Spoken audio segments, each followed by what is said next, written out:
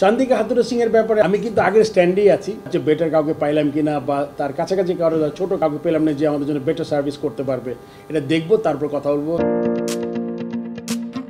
পাকিস্তানে ইতিহাস গড়ার পরও কি বিসিবি সভাপতি একই কথা বলবেন, নাকি লঙ্কান কোচের ব্যাপারে নিজের অবস্থান থেকে সরে আসবেন? চান্দিকা হাথুরু সিংহে থাকছেন নাকি থাকছেন না, এ এক বড় প্রশ্ন দেশের ক্রিকেটে। যদিও এ নিয়ে বোর্ডে রয়েছে বিভিন্ন মত।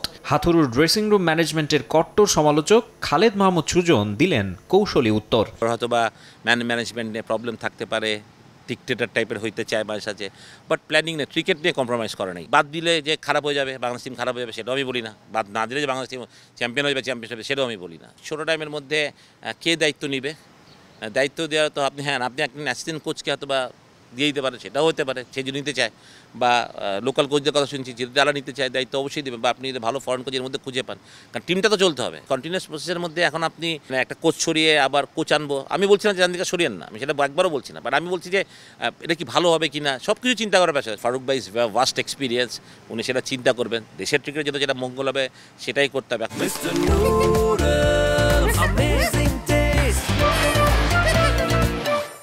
রাওয়ালপিন্ডিতে টাইগারদের পারফরম্যান্স ছিল অনবদ্য।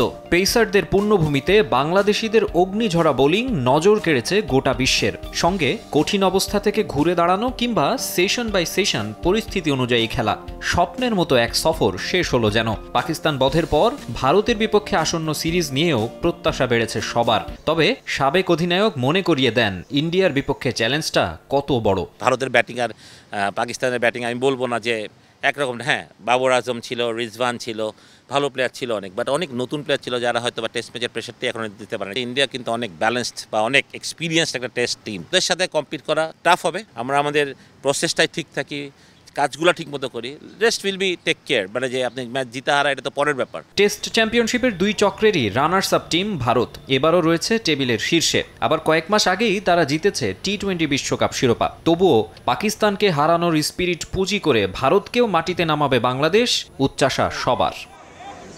মাকসুম আলম খান, সময় সংবাদ, ঢাকা।